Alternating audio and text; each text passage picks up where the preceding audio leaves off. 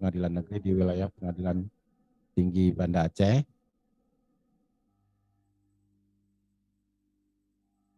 Sampai saat ini sudah terlihat hadir semua kecuali satu ya. PN Molaboh belum terlihat. Bapak Ibu yang saya muliakan, pada siang ini sengaja kita adakan untuk sekedar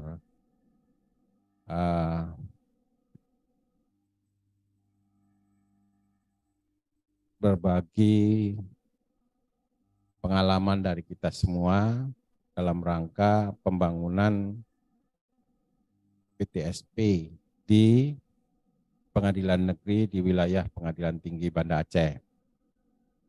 Sudah pastilah semua pengadilan negeri yang ada sudah ada PTSP-nya.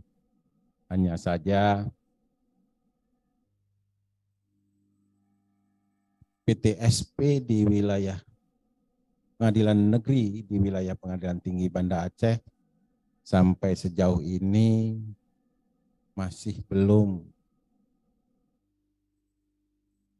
mendapat apresiasi yang baik,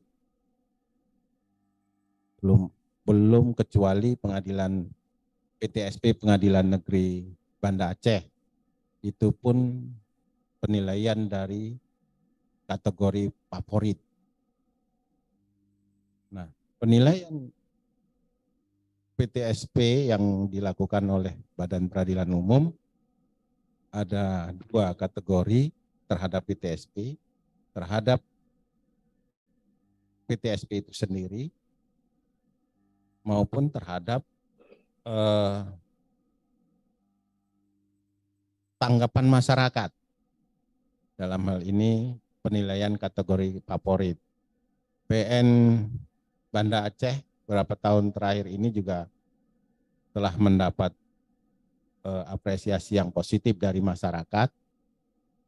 Tahun ini Pengadilan Tinggi Banda Aceh juga mendapat juara harapan untuk kategori favorit di wilayah Pengadilan Tinggi. Nah, kami mengharapkan ke depan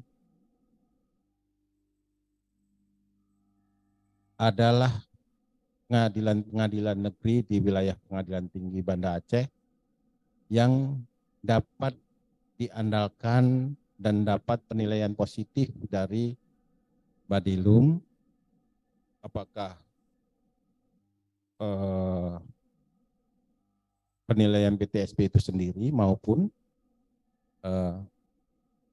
favorit, kategori favorit. Bapak Ibu yang saya banggakan, PTSP merupakan cermin depan daripada pelayanan kita kepada masyarakat. Kalau PTSP kita baik, masyarakat pengguna jasa pengadilan akan merasa nyaman dilayani oleh pengadilan, nyaman berada di lingkungan pengadilan. Tapi kalau PTSP kita tidak baik dalam pelayanan, apakah sarana prasarana yang tidak sesuai atau mungkin pelayan dalam melayani juga tidak ramah, tidak senyum, atau prosesnya itu sendiri yang berbelit-belit, pasti dirasakan pengadilan itu tidak akan baik mendapat penilaian dari masyarakat. Karena itu diharapkan nantinya acara-acara seperti ini akan kita adakan secara kontinu. Kita akan evaluasi. Kita akan evaluasi semua pengadilan PTSP yang ada di pengadilan negeri. Kita evaluasi, kita tingkatkan. Bapak Ibu harus berani melakukan inovasi untuk meningkatkan level dari PTSP itu sendiri, sehingga PTSP itu bisa mendapat penghargaan. Kenapa kita bicara selalu dengan penghargaan? Kenapa enggak dengan kerja yang baik? penghargaan dari Badilum merupakan apresiasi dari wujud pelayanan kita yang terbaik. Kita bisa saja mengatakan pelayanan saya sudah baik, tetapi tidak pernah kita dapat apresiasi. Artinya hanya subjektif kita mengatakan baik, tapi masyarakat luar mengatakan kita belum baik.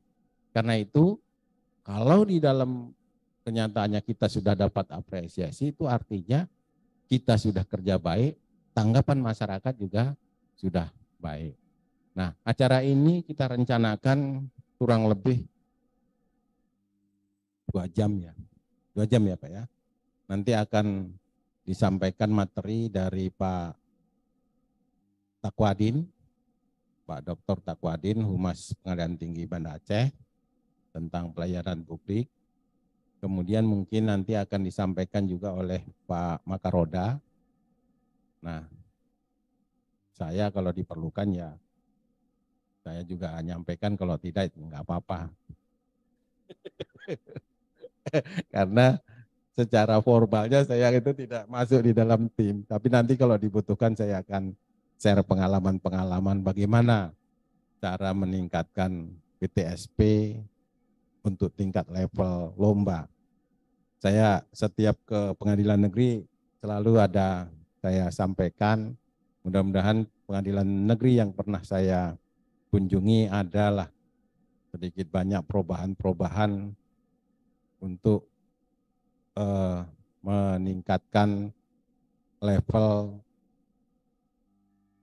yang baik dari PTSP itu, sehingga pada akhirnya pelayanan pengadilan itu akan dirasakan manfaatnya, akan dirasakan lebih baik, efisien, efektif daripada masyarakat. Nah, untuk menghemat waktu, ini pemaparan pertama dari Pak Dr. Takwadin, waktunya kurang lebih 1 jam ya Pak. Nanti sesi tanya jawab juga dari Bapak Ibu, silahkan untuk menanyakan apa-apa yang belum jelas atau mungkin untuk memperbaiki PTSP yang ada. Demikian, terima kasih. Billahi taufiq wal hidayah. Assalamualaikum warahmatullahi wabarakatuh. Bismillahirrahmanirrahim. Assalamualaikum warahmatullahi wabarakatuh. Mari sama-sama kita menyampaikan puji syukur kepada Allah, salawat serta salam kepada Rasulullah yang pada siang menjelang sore ini kita masih diberi kesehatan, kesempatan untuk bertemu secara virtual ini guna membahani terkait dengan PTSP. Yang kami hormati Bapak Wakil Ketua Pengadilan Tinggi Banda Aceh, Bapak Ibu para Ketua Pengadilan Negeri beserta pimpinan yang lainnya, ya, dan terutama tentu saja pada pengelola PTSP, Pelayanan Terpadu Satu Pintu. Kepada saya diminta untuk menyampaikan materi terkait dengan PTSP, khususnya terkait dengan standar pelayanan, dan mohon maaf kalau saya menggunakan materi yang berasal dari Ombudsman, karena saya hampir 10 tahun sebagai Kepala Ombudsman Aceh sebelum saya kemudian diangkat menjadi Hakim Tinggi Ad Hoc Tipikor. Nah, sebelum di Ombudsman saya sebagai dosen di Fakultas Hukum Universitas Syah Kuala sejak tahun 87 sampai masih sekarang. Silakan Dinda sedikit untuk share materi. Izin saya share materi.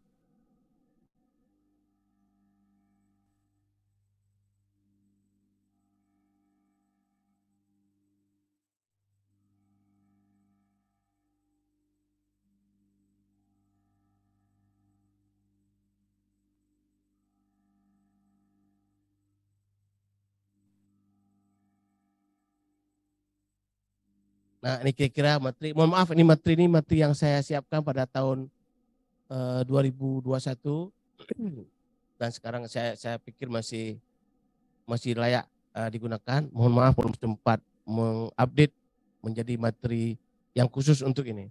Nah, dalam materi ini saya memberi topik paradigma baru standar pelayanan publik menuju wilayah bebas korupsi. Pada ujung-ujungnya kita akan sasarannya ke WBK. Ada tiga poin, lanjut. Ada 3 poin yang bisa kita bahas pada pertemuan ini. Ya, yang pertama terkait dengan paradigma baru pelayanan publik, apa dan bagaimana, kemudian bagaimana standar pelayanannya, dan ujungnya nanti bagaimana kita menuju ke zona integritas. Bapak Ibu yang saya hormati, pengalaman kami sebagai TPN, tim penilai eksternal dalam WBK, ya nanti akan saya kasih tahu bocoran-bocorannya, ya, kiat-kiatnya dan triknya di mana harus kita lakukan dan bagaimana melakukannya. Karena sebagaimana kita ketahui bahwa untuk menuju ke WBK, ZIWBK itu ada 2 penilaiannya. Yang pertama penilaian internal, ini secara berjenjang, ya, mulai dari PN, PT dan seterusnya sampai kepada Bawas.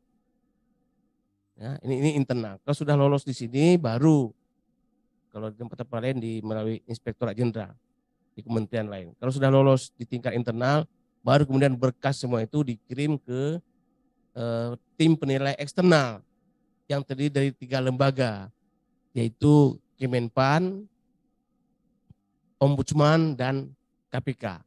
Nah, saya akan membahas dari sisi ombudsmannya, dari sisi pihak eksternal. Lanjut. Nah, apa paradigma baru? Apa cara berpikir baru, kerangka baru dalam pelayanan publik?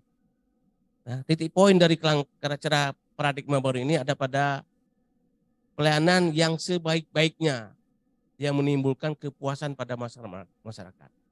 Jadi kepuasan masyarakat inilah, kepuasan pelanggan inilah, kepuasan para pencari keadilan inilah yang menjadi ujung dari namanya pelayanan publik prima. Paradigma barunya itulah memberi kepuasan. Sehingga pelayanan prima ini berorientasi pada pemenuhan harapan publik, ya, mengenai barang, jasa, dan pelayanan administrasi, termasuk pelayanan peradilan. Lanjut. Ada beberapa fungsi, ya, dalam pelayanan publik prima. Yang pertama, melayani warga dengan ramah, tepat, dan cepat. Kemudian menciptakan suasana agar publik merasa dipentingkan. Menempatkan warga sebagai mitra, memuaskan warga masyarakat, dan ujungnya memberi citra positif pada pemerintahan. Nah, tentu saja kalau PTSP-nya bagus, pelayanannya ramah, kita membuat yang datang ke tempat kita itu seperti orang yang dipentingkan, kita menanganinya, menghandlenya secara santun, nanti ini tentu akan memberi citra positif bagi peradilan. Ya, orang akan puas menyampaikan keluhannya, orang akan puas berurusan dengan PTSP, ya, dimanapun itu berada. Lanjut.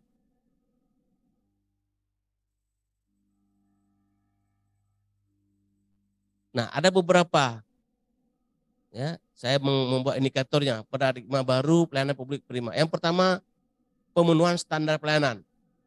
Nanti ini akan kita breakdown, akan kita derivatif, ya, karena ini hal yang penting. Kemudian pemenuhan kepastian hukum, kemudian kompetensi SDM, ya. Kemudian kita menggunakan pelayanan yang berbasis teknologi informasi, pelayanan cepat dan murah, tepat waktu dan janji, informasi yang tepat dan akurat, sikap bersahabat dan terbuka, objektif. Nah, ini mungkin kita perlu memberi nomor antrian, perlu gitu ya, supaya orang tidak terjadi tersinggung. Kemudian efektif dan efisien, pelayanan memuaskan, tidak rasial, dan ada komplain handlingnya, ada penanganan pengaduannya. Jadi kalau orang pun kecewa dengan pelayanan kita, ada tempat yang dia bisa melaporkan kekecewaan kita. Ada satu desk tersendiri atau ada satu petugas tersendiri yang kita siapkan yang memang menerima pengaduan. Ini pola-pola yang saya adopsi dalam pertemuan secara internasional. Baik, lanjut. Nah, ini evaluasi pelayanan publik di setiap instansi kita. Ini yang barangkali yang selama ini agak terabaikan. Jadi kalau kami menilai sebetulnya ini ya, kami menilai sebagai tim eksternal, apakah ombudsman ataupun KPK, kami mulai dari pelayanan parkir dulu. Parkirnya teratur tidak, bagus tidak, mengganggu tidak orang lain. Bagaimana kami bisa memberi apresiasi atau nilai yang tepat misalnya kepada PN Banda Aceh. Dulu parkirnya di luar mengganggu orang. Begitu juga dengan PT Banda Aceh. Dulu yang di Simpang Jam. Setiap Senin selalu orang komplain. Mobil Pak Bakar Roda, mobil Pak Samsu, mobil Pak Takwa di luar parkirnya. Kenapa? Karena di dalam sudah penuh. Halaman area depannya digunakan untuk tempat upacara. Sehingga terpaksa parkir di luar. Nah, ini mengganggu publik ini. Begitu juga yang terjadi dulu misalnya di pelayanan Samsat di Batok. Itu juga begitu panjang yang mengurus STNK, apalagi pada bulan-bulan tertentu terpaksa mengganggu lalu lintas. Nah, itu malah yang komplain dari pihak kejaksaan. Nah, itu jadi pelayanan parkir ini mohon diperhatikan. Selama ini sepertinya agak terabaikan ini. Yang kedua, pelayanan security. Kita masuk pertama, yang kita hadapi pertama itu security. Bagaimana sikap security? Bagaimana penanganan jaminan keamanan terhadap kendaraan kita pada saat masuk parkir? Bagaimana penghormatan security kepada tamu? Ya. Seringkali kami berhadapan masuk security tidak sopan, tidak apa nih, cara menegurnya dengan membentak, itu sudah tim langsung sudah nilainya sudah berkurang di sini. Kemudian pelayanan kebersihan, pelayanan resepsionis. Nah, resepsionis ini di PTSP. Pelayanan resepsionis ini adanya di PTSP. Jadi samping ada pelayanan resepsionis, ada penilaian khusus. Yang semua penilaian ini nanti ujung-ujungnya adalah penilaian pada PTSP. Tapi sebelum kita sampai PTSP kan kita ke parkir dulu, ke security dulu, melihat bagaimana kebersihannya dulu. Kemudian pelayanan ruang tunggu, pelayanan tamu, pelayanan toilet, kartu antrian, pelayanan informasi, penerimaan berkas, registrasi, dan seterusnya. Semua ini nanti ada scoringnya. Nanti pada ujung bahan ini saya akan memberikan bocoran, nanti Bapak Ibu bisa gunakan di masing-masing PTSP sendiri untuk mengukur berapa sebetulnya nilai Anda. Mengapa saya pada tingkat internal saja tidak lolos misalnya. Kita tahu masing-masing, kita tahu skornya berapa. Saya waktu baru masuk di PT Banda Aceh juga menilai dulu. Bahkan saya panggil supaya saya jangan saya nilai secara subjektif. Saya panggil teman-teman dari Ombudsman, coba tolong bantu. Coba nilai berapa ini nilai sesungguhnya sekarang kami ini. Jadi ketahuan itu. Lanjut. Nah, ini sebetulnya apa yang orang-orang mau dari pemerintah, dari kita. Warga masyarakat sebetulnya mau menginginkan they want service, dia easy to use. Sesuatu yang mudah digunakan, yang sederhana diakses, yang dapat dicapai. Ya, yang terkoneksi secara fleksibel.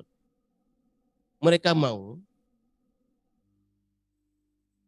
para officer, public agency to be smart and innovative using teknologi. Mereka mau semua aparatur bisa menggunakan teknologi. Teknologi maksudnya teknologi informasi. Karena sekarang sudah eranya revolusi 2.0, bahkan sudah di atas itu, jadi semuanya sudah serba paperless. Tidak lagi menggunakan kertas. Karena bahkan penanganan perkara kita sudah mulai dengan berpadu, ya, saling terkoneksi semua bahan dari Polres, Kajari, kemudian ke PN, kemudian terakses tembusannya ke Polda, ini tadi pagi malah Direktur Kriminal Umum Polda berkomunikasi dengan pimpinan kita untuk mengelaborasi kerjasama ini, ya, di Polda dengan Kejaksaan dan kemudian ke pengadilan PT, pengadilan tinggi, dan bahkan terkait pula ke Kanwilkumham menyangkut dengan tahanan dan seterusnya. Ya, jadi semua ini mesti terkoneksi secara teknologi informasi. Inilah yang diinginkan oleh warga masyarakat sekarang. Ini dia paradigma baru pelayanan publik. Lanjut. Nah, ini dia, ya.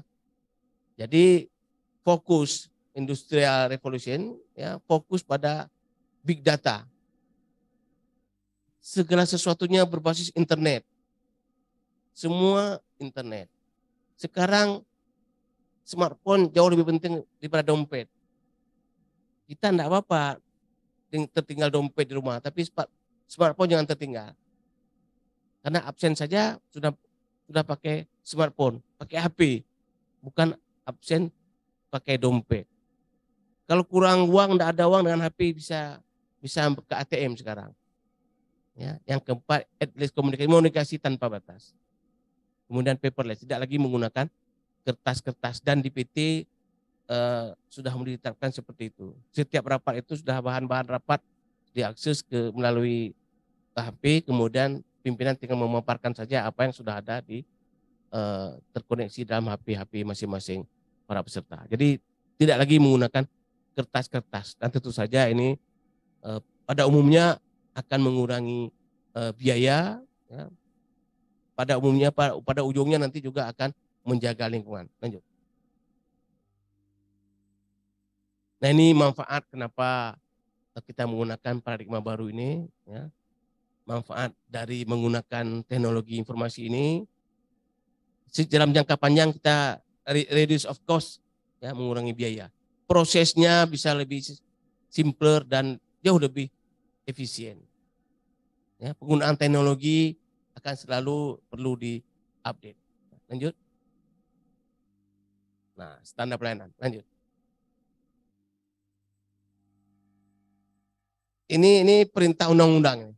Perintah Undang-Undang Nomor 25 Tahun 2009, di mana ditegaskan di sana bahwa standar pelayanan adalah tolok ukur yang digunakan sebagai pedoman penyelenggaraan pelayanan dan acuan penilaian kualitas pelayanan sebagai kewajiban dan janji penyelenggara kepada masyarakat dalam rangka pelayanan yang berkualitas, cepat, mudah, terjangkau, dan terukur. Lanjut. Ya, ini pasal 1 angka 7 Undang-Undang 25 2009. Ada 3 perintah utama di sini. Yang pertama, dalam pasal 20 ayat 1, penyelenggara pelayanan publik wajib menyusun dan menetapkan standar pelayanan dengan memperhatikan kemampuan penyelenggara, kebutuhan masyarakat, dan kondisi lingkungan. Ini tegas, wajib menyusun. Pertanyaannya, sudahkah kita menyusun dan menetapkan standar pelayanan di masing-masing PN kita? Yang kedua, dalam pasal 20, dalam menyusun dan menetapkan standar pelayanan, penyelenggara wajib mengikut sertakan masyarakat dan pihak terkait. Sudahkah mengikut sertakan masyarakat dan pihak terkait?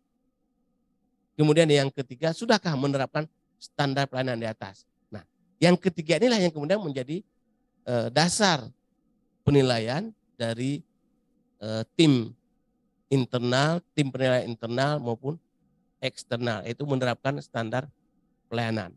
Nah, ini tentu turunannya ini ada di peraturan pemerintah, ada di Perpres, dan ada di Permenpan,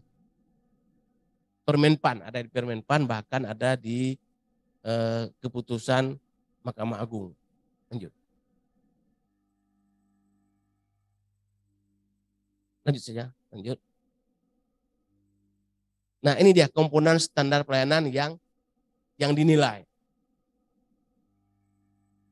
Ini pada Permenpan nomor 16 tahun 2014 menjadi pedoman survei, ya, dasar hukum, persyaratan, SOP dan bagan alur, jangka waktu layanan, biaya dan tarif, produk pelayanan, fasilitas, jaminan pelayanan, evaluasi kinerja, maklumat pelayanan, sistem informasi, pelayanan khusus, pengelolaan pengaduan, perilaku pelaksana, 15 seragam atau ID card. Semua ini ada scoringnya. Semua ini perintah.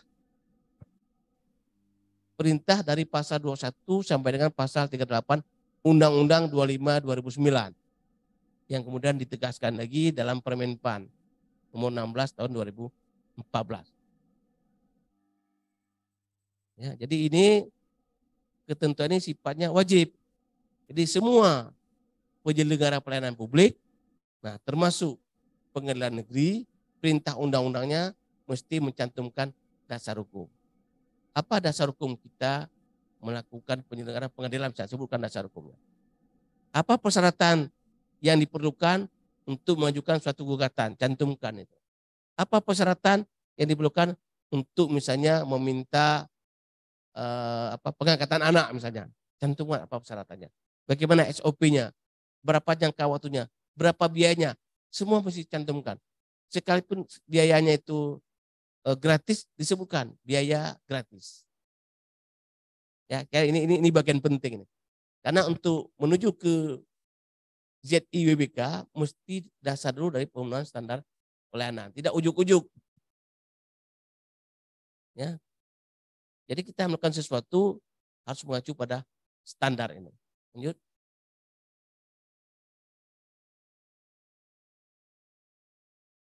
Nah, ini yang paling penting.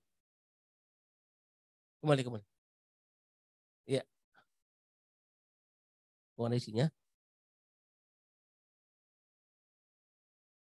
Yang paling penting justru yang itu, yang indikator ini, sehingga kita tahu berapa scoringnya masing-masing.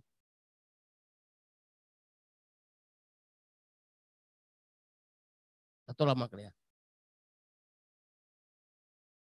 Nah, itu coba. Ada.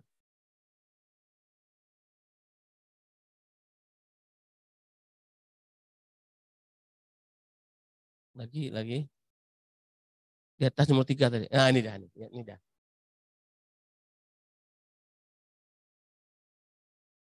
Oh, enggak mau di slide show-nya di tadi aja, kecil aja. Nah, ini. Jadi kalau nanti tim kami turun, tim ombudsman turun, mereka sudah ada pegangannya. Jadi skor kita karena instansi vertikal itu skornya yang hijau 90 berapa itu? 89. Jadi nilai total itu mesti 89 minimal. Nah, itu dia. Misalnya kan standar pelayanan publik. Oke. Kita buat tidak persyaratannya. Kalau persyaratannya ada, berarti ada skornya 6. Kalau persyaratan yang tidak ada, skornya 0, bobotnya 0. Jadi tim ombudsman ini mereka sudah punya form ini. Sudah punya form, bahkan sekarang formnya sudah ada dalam HP mereka, tinggal mereka conteng saja. Ini ada, tidak ada. Nanti pada totalnya dijumlahkan berapa total nilai. OPT Banda Aceh pada awalnya nilai 86. Oh, masih kurang kita. Apa? Kita perbaiki apanya yang kurang. Ya, misalnya unsur standar pelayanan mesti ada persyaratan, mesti ada sistem mekanisasi dan prosedur, mesti kita cantumkan produk layanan, mesti cantumkan jangka waktu penyelesaian suatu usulan, sebutkan biayanya. Nah, skornya ada semua itu. Itu juga maklumat. Ada enggak maklumat layanan kita tampilkan di masing-masing PN. Kemudian sistem informasi, ada enggak informasi yang kalau ada secara elektronik itu nilai skornya malah 12. Kalau informasi non elektronik melalui brosur misalnya, melalui spanduk atau standing banner. Jadi semua ini diperintahkan oleh undang-undang harus terlihat, ya, harus terlihat kepada para pengunjung, orang yang datang ke instansi kita. Orang datang ke instansi kita itu utamanya itulah ke PTSP. Ya.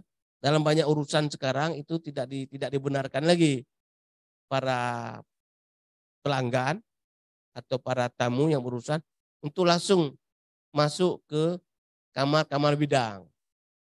Mereka cukup sampai ke PTSP saja. Nah, makanya semua instansi penyelenggara pelayanan publik menjadikan PTSP sebagai tempat yang nyaman untuk dikunjungi. PTSP etalase dari penyelenggaraan pelayanan. Tadi Bapak Wakapiti mengatakan PTSP itu ikon, citra. Jadi kalau PTSP-nya bagus itu menggambarkan gambaran dari suatu penyelenggara pelayanan. Maka upayakan PTSP mesti sebagus mungkin. Ya, sekalipun PT Banda Aceh ini masih menumpang, masih sementara, tapi PTSP-nya kita buat senyaman mungkin. Ya, ada ruang tunggu yang nyaman, ada semua kita buat yang bagus. Karena ini juga ada penilaiannya. Mungkin pelayanan khusus yang belum lengkap di sini. Ya, misalnya ketersediaan sarana khusus bagi pengguna layanan berkebutuhan khusus. Ada ramnya, ada rambatan, ada kursi roda, ada jalur, ada toilet khusus. Nah, ini mungkin memang tidak mudah menyediakan ini. Tetapi tidak apa-apa, skornya ini tidak banyak juga. Skornya cuma 2. Ya. Nah, ini kira-kira ini saya berharap semoga Bapak Ibu penyelenggara pelayanan ini masing-masing nanti, ya, masing-masing KPN melakukan penilaian sendiri dengan menggunakan format ini. Ini format ini saya tidak tahu apakah ini, kalau dulu memang sifatnya rahasia kan. Format ini dibuat bersama antara Ombudsman, KPK, dan Kantor Staf Presiden KSP. Jadi tiga lembaga, ya, ini duduk kami rapat di Jakarta untuk membuat scoring seperti ini sehingga ya nilainya sama-sama bisa diketahui. Bagi kami tidak masalah kalau misalnya pun penyelenggara mengetahui scoring ini, karena dengan tahu ini tentu dia bisa memperbaiki di mananya kelemahan. Ya, silakan ini nanti bisa digunakan sebagai panduan. Lanjut. Ini.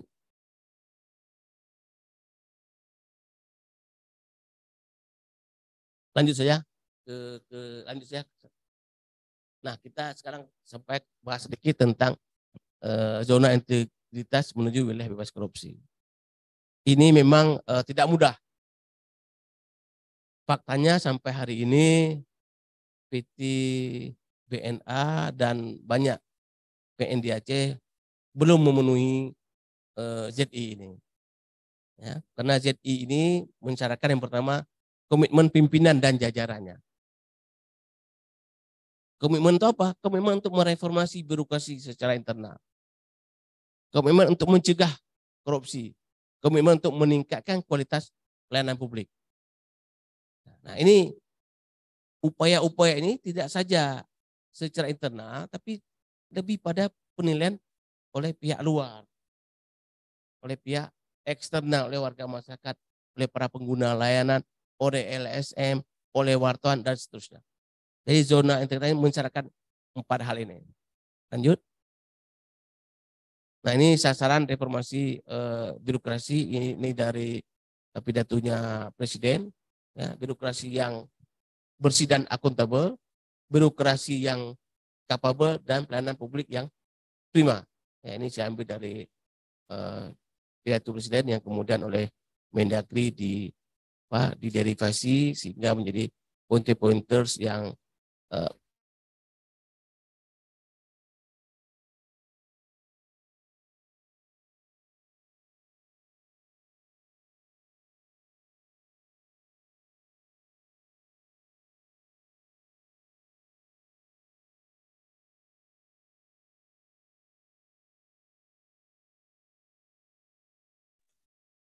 Masih connect ke daerah? Halo PN Bang Pidi? Dengar ya? Masih Pak. Oh ya, baik, baik, terima kasih. PN Aceh Tenggara? PN Kota Cane?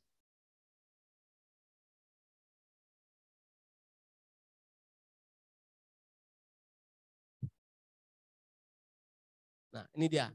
Ini strategi untuk kita menuju ke WBK.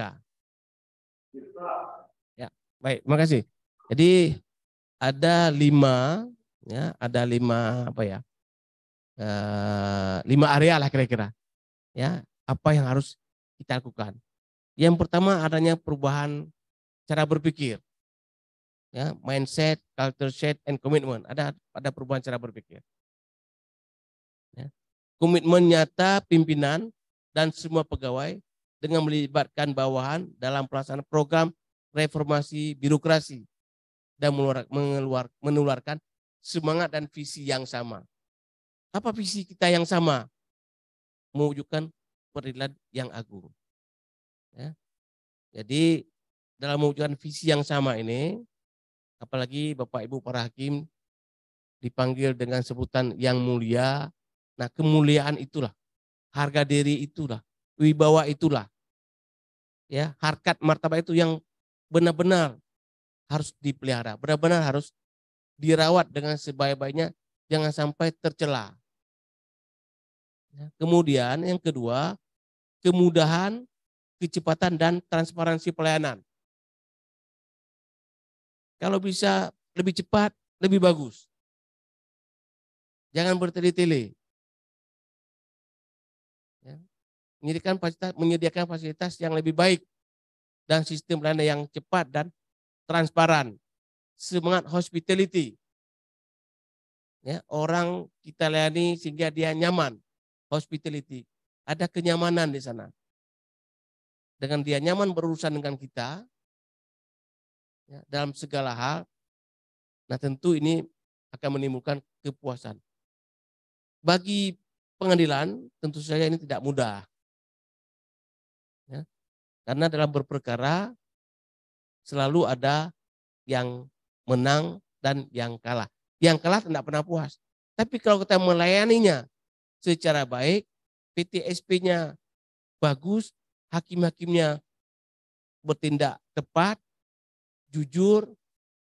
Nah, kalaupun kalah mungkin mereka bisa memahami memang saya seperti itu. Memang saya layak mendapatkan hukuman atau layak saya kalah. Ya. Yang ketiga, program yang menyentuh masyarakat. Ini membuat inovasi program yang membuat unit kerja lebih dekat ke masyarakat. Ya, jangan menjadikan kita sebagai sebuah lembaga yang isolate, lembaga yang terasing. Padahal kita ada di daerah tersebut. Nah, ini maksudnya seperti itu. Yang keempat, lakukanlah monitoring dan evaluasi. Ya. Ini maksudnya untuk memastikan bahwa program yang dijalankan tetap di jalur yang tepat dan kita akan mendapatkan feedback umpan balik apabila kita lakukan rutin melakukan monitoring dan evaluasi. Kalau di pengadilan tinggi misalnya setiap bulan ada rapat monef bulanan, kita evaluasi, ya, per bidang, per panitera, itu semua dievaluasi. Ke bidang panitera pidana, ini temuan masalahnya, bagaimana solusinya, dan seterusnya. Jadi ada rapat yang memang hasilnya terukur. Yang kelima, nah ini mungkin yang kita agak jarang, yaitu terkait dengan sosial media, manajemen media. Alhamdulillah, ya, PT Banda Aceh sekarang ini kita sudah mengelola manajemen media secara lumayan baik. Ya, untuk tahun 2022 pemberitaan dari PT Banda Aceh mencapai angka 704 frekuensi pemberitaannya. 704 kali diberitakan dari berbagai media. Saya kira ini perlu juga diikuti oleh teman-teman di PN. Ya, bahkan kami sudah melatih, ya, melatih tenaga-tenaga humas di PN supaya bisa membuat berita, menulis berita, membuat foto berita, kemudian apalagi sedikit publik apa menjadi MC, ya. Nah, kita ini update nih bidang-bidang kemuasan. Ini penting nih, ya. Jadi dalam untuk upaya menuju WBK ini juga merupakan hal-hal yang penting. Yang terakhir, lanjut.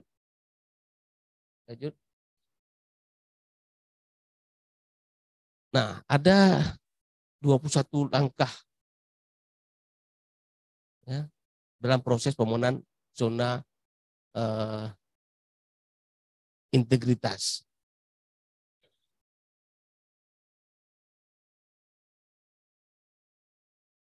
Yang pertama ini deklarasi fakta integritas.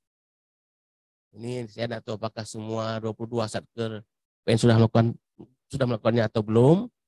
Yang kedua, pemenuhan kewajiban LHKPN. Jadi ini penting. LHKPN, ya, apakah semua pegawai kita sudah melakukan ini. Kemudian pemenuhan akuntabilitas kinerja. Alhamdulillah PT Banda Aceh mendapatkan nomor 2 akuntabilitas kinerja internal pemerintah pada tahun 2022 yang baru beberapa minggu lalu diumumkan di Jogja. Yang keempat, pemenuhan kewajiban pelaporan keuangan. Yang kelima, penerapan disiplin PNS. Yang keenam, penerapan kode etik khusus. Ketujuh, penerapan kebijakan pelayanan publik.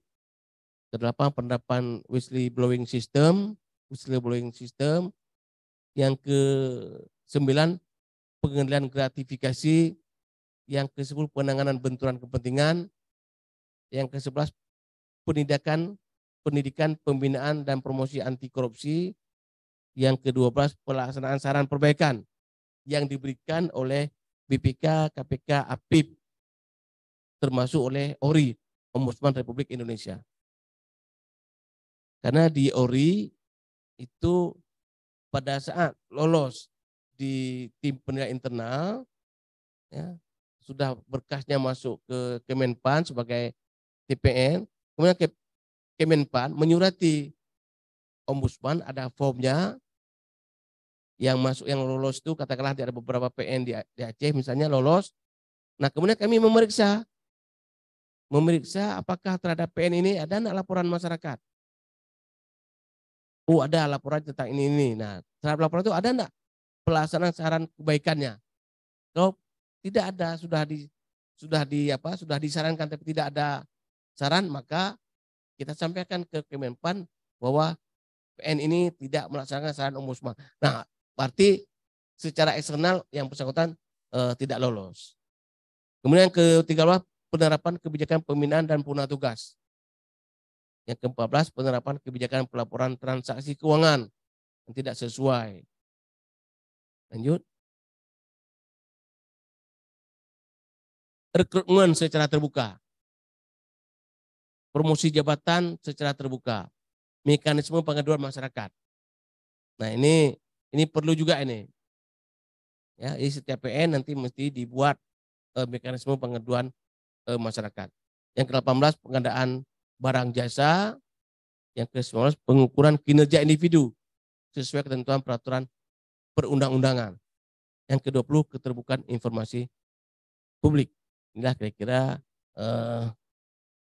hal-hal penting, ya, kiat-kiat, trik-trik untuk menuju ke WBK.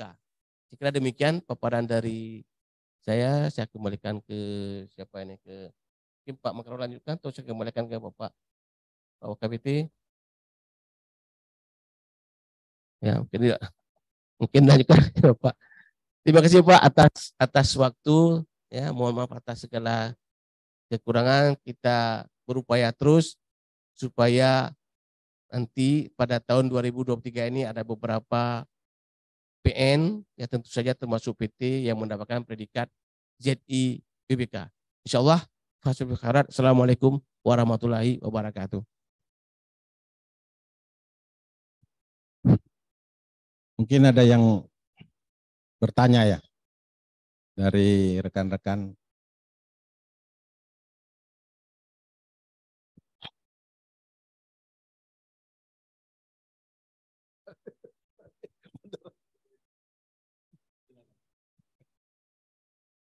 Baik Bapak Ibu dari Pengadilan Negeri peserta Zoom meeting, moderator saya ambil alih. Mungkin dari pemaparan dari Pak Wakapiti dan Pak Dr. Takwadin tadi ada yang mau ditanyakan.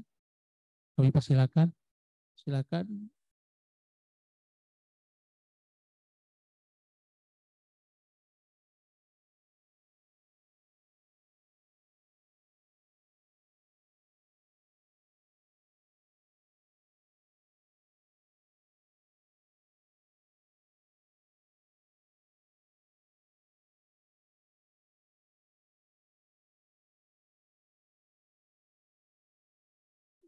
Silakan, kami persilakan yang bertanya. Oh, dari Langsa nih. Dari Langsa ada yang tanya, Bu?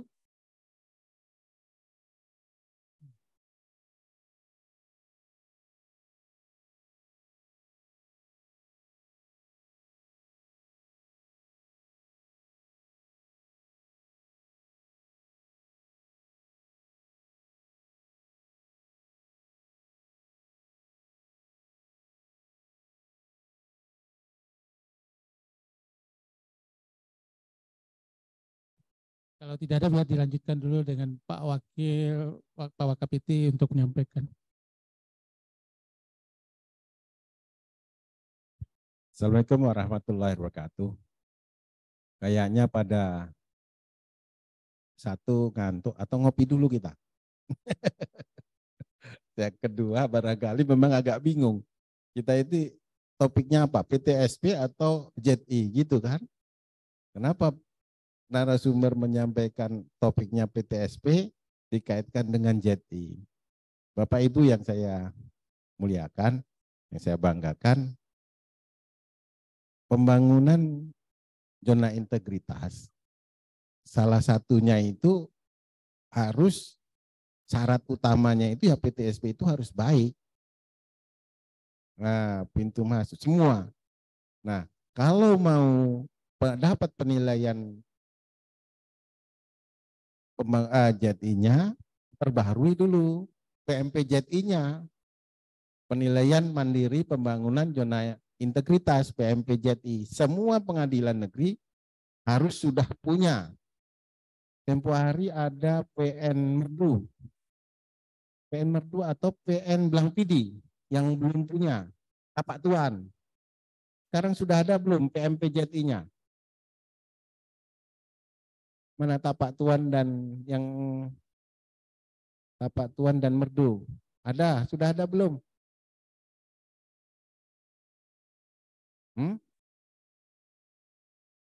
Tapak Tuan, sudah ada belum? Tempo hari waktu kami ke sana belum. Blangpidi. Ini Tapak Tuan. Nggak ada terdengar suaranya. Siap Yang Mulia, mohon izin menyampaikan. Nah, Pak Tuan sudah oke PMP JTI-nya. Sudah diisi dan diupdate. PMP JTI, Pak. Penilaian mandiri pembangunan zona integritas.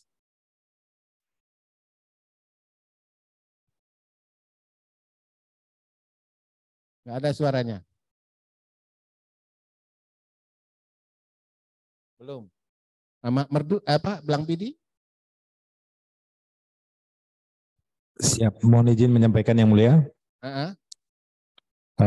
Bahwa salah satu syarat untuk mendapatkan agun penilaian mandiri dari PNPM JTI adalah laporan adanya pembangunan zona integritas selama 1 tahun berjalan. Dan saat ini kami sedang dalam progres penyusunan laporan dan juga sedang dalam progres untuk pencanangan zona integritas awal tahun ini Yang Mulia. Jadi izin kami mohon waktu untuk melengkapi data paling lambat Februari kami upayakan segera kami punya akun di PNPMZI, dan untuk berikutnya akan segera kami sampaikan laporan terkait sudah 1 tahun berjalan pembangunan ZI di PN Blapidi yang mulia. Nah,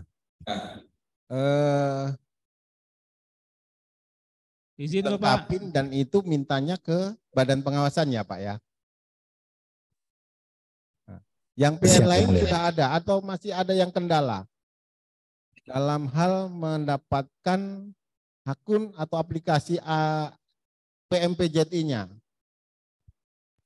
Bapak Tuan belum ada terdengar suara. Izin Bapak.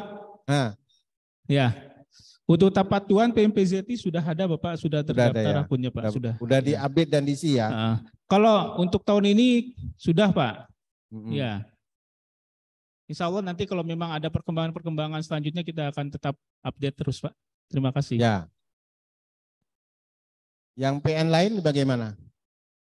Karena pintu untuk masuk penilaian PNPZI dalam hal penilaian administrasi, apakah layak untuk diteruskan atau tidak, itu dari penilaian kepatuhan dalam mengisi dan mengupdate PMPZI itu.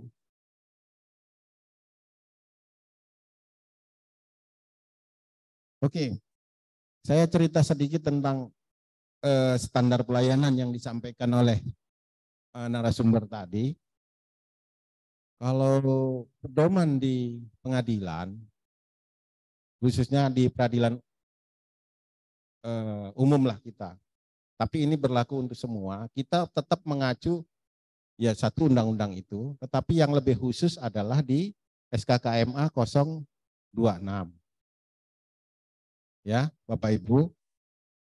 Adapun pelayanan apa yang diberikan di sana, tentu pelayanan masalah administrasi pengadilan, administrasi persidangan, kemudian bantuan hukum,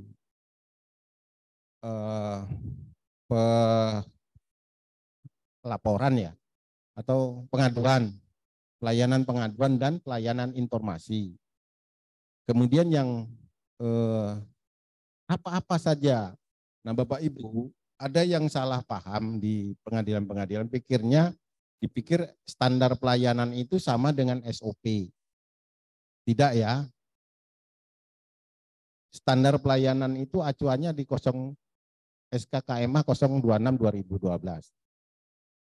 Nah, apa-apa saja, ada 7 komponen yang harus dimuat di sana. Salah satunya dasar hukum, biayanya, jangka waktunya, kompetensinya. Nah, Bapak Ibu didiskusikan lagi di tiap-tiap satkernya masing-masing tentang SKKMA 026. Bagaimana cara menempatkannya di PTSP? Bagaimana cara menerapkan di PTSP? Itu wajib kita terapkan di PTSP, Bapak Ibu. Nah, standar pelayanan, Bapak Ibu semua pasti saya yakin sudah punya. Ada brosur, tiap pengadilan pasti punya brosur.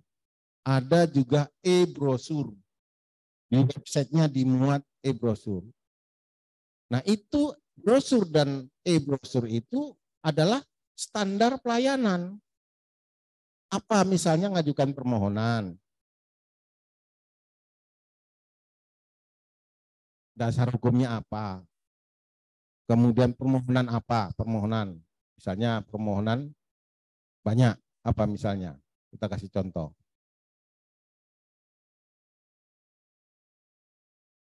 Dasar hukumnya apa, kemudian jangka waktunya, biayanya ada atau tidak, atau hanya PNBP, disebut semua. Kelemahan kita, khususnya sepanjang saya ke daerah, standar pelayanan yang ada di brosur dan e-brosur tidak diupdate. Tidak diupdate. Di pengadilan negeri, khususnya di wilayah pengadilan negeri, wilayah pengadilan tinggi Banda Aceh, rata-rata tidak terupdate. kita sudah wajib ikut dan era terang.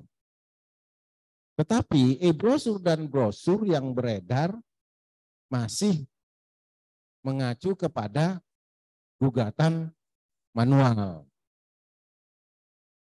Maka harus diperbaiki, diupdate. Kemudian sebaiknya di tiap-tiap PTSP dibuatlah satu monitor. Di samping ada brosur juga ada monitor. Monitor itu kalau bisa ini diadakan nanti, diusahakan 2 monitor di PTSP. 1 monitor tentang standar pelayanan, nanti dibuat standar pelayanan jadi sehingga seperti dia slide ya. Kemudian yang monitor yang kedua dimuatlah tentang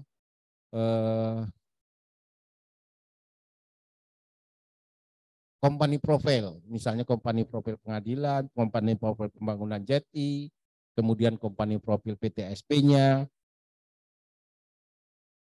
Nah, sehingga masyarakat itu lebih paham ya tentang perkembangan pembangunan PTSP atau pelayanan yang ada di pengadilan tersebut melalui ketika dia dilayani di PTSP.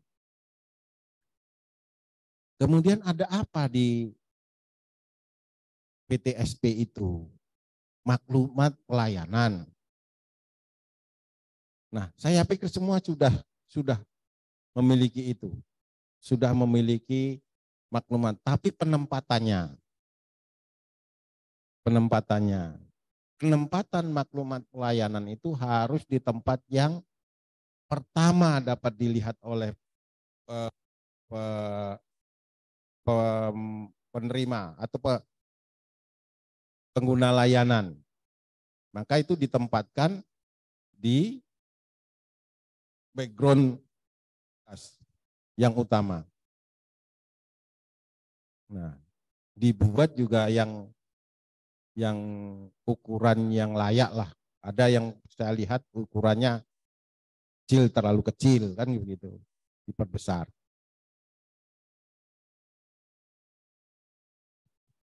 Bapak Ibu yang saya hormati, PTSP petugasnya itu sebaiknya dibekali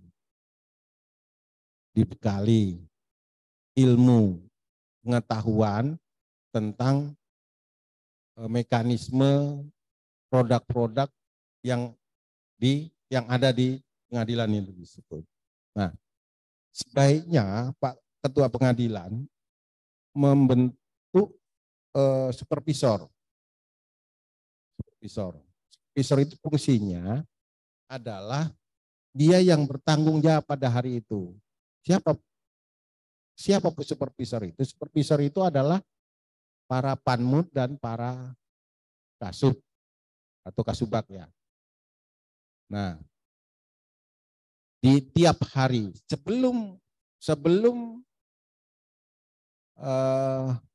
jam kerja memberikan pelayanan dibuat apel.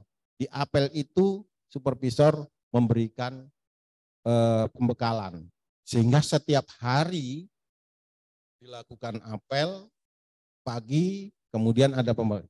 Saya yakin pasti akan meningkat pelayanannya. Kemudian tidak ada salahnya Bapak Ibu membuat kerjasama atau minta bantuanlah ke bank pendukung dari pengadilan masing-masing. Pasti ada kerjasama dengan bank. Untuk memberikan pembekalan tentang bagaimana memberikan pelayanan yang baik. Customer service-nya orang pengadilan, orang bank itu bagus. Nah, karena memang mereka produk yang dijual adalah jasa, sehingga dia harus, maka kita minta melakukan kerjasama untuk memberikan pembekalan kepada petugas PTSP. Lakukan. Supaya petugas kita bisa memahami senyum sapa salam itu dengan baik, kemudian pada akhirnya akan memberikan pelayanan yang baik. Dirasakan nyaman lah oleh pengguna jasa pengadilan. Ini sumber daya manusianya. Kalau tadi sarana prasarana yang utama, sekarang sumber daya manusianya. Terus selalu ditingkatkan, harus selalu ditingkatkan. Baik kedisiplinannya, kemudian baik pengetahuannya tentang pelayanan yang baik. Nah, fungsi supervisor itu apabila petugas atau tidak bisa hadir atau ada acara atau berhalangan, maka dia akan mencari pengganti. Atau bila perlu dia yang menggantikan. Itulah fungsi dari supervisor. Tidak ada salahnya di dalam ruang PTSP itu untuk supervisor itu dimuat. Kalau kita misalnya ke bank, kita akan melihat siapa yang supervisornya hari itu. Kan gitu. Kalau kita di kantor polisi ada perwira jaganya di samping yang penjaganya. Nah, dia yang bertanggung jawab. Kalau ada masalah, misalnya ada pengguna jasa itu komplain lah yang segala macam. Ini jangan belum apa-apa oleh petugas dibawa kepada pimpinan. Ini harus diselesaikan oleh supervisor itu. Dia yang bertanggung jawab, kecuali dia tidak bisa menyelesaikan. Maka barulah dinaikkan kepada panitra atau sekretaris, baru dinaikkan kepada wakil dan atau ketua. Nah, ada jenjang dalam hal pelayanan itu. Nah, kemudian yang ketiga yang paling juga mendukung di dalam penilaian PTSP itu adalah inovasi. Inovasi pelayanan. Inovasi pelayanan. Harus semua satker memiliki inovasi pelayanan yang baik. Apa tujuan inovasi itu? Tujuan inovasi itu adalah memangkas prosedur, mempercepat pelayanan, mempermudah jangka waktu, mempercepat, kemudian mempermudah, dan meringankan biaya bila itu fungsi daripada inovasi. Jadi lebih efektif, efisien. Nah, kemarin waktu tim virtual lapangan dari Kemenpan ke PT Banda Aceh ada menyampaikan, ternyata selama ini pemahaman saya kalau inovasi sudah pastilah aplikasi berbasis IT. Kan begitu. Ternyata tidak. Inovasi itu bisa tidak berbasis IT. Nah, dia mencontohkan ada satu Polres di daerah kepulauan. Dia di pelabuhan, petugas kepolisian itu ada. Sehingga setiap orang yang berurusan kepada Polres itu tidak perlu ke Polres, cukup di pelabuhan. Nah, nanti dari pelabuhan dia misalnya ngurus SKCK, di situ dipenuhi, nanti dalam waktu 1 jam atau sekian menit sudah ada datang petugasnya ke pelabuhan, sudah selesai itu SKCK. Nah, itu juga merupakan inovasi. Jadi bapak-bapak ibu yang di daerah-daerah terpencil, karena inovasi itu kan membutuhkan sumber daya manusia yang mumpuni, kemudian membutuhkan dana. Ada kesulitan buat inovasi yang tidak berbasis IT. Bagaimana pelayanan itu menjadi baik? Didesain sedemikian rupa, kemudian pada akhirnya akan berguna untuk memberikan pelayanan yang efektif dan efisien. Kalau saya menyarankan, ini dari 22 satker pengadilan negeri sewilayah PT Banda Aceh, termasuk PT Banda Acehnya sendiri.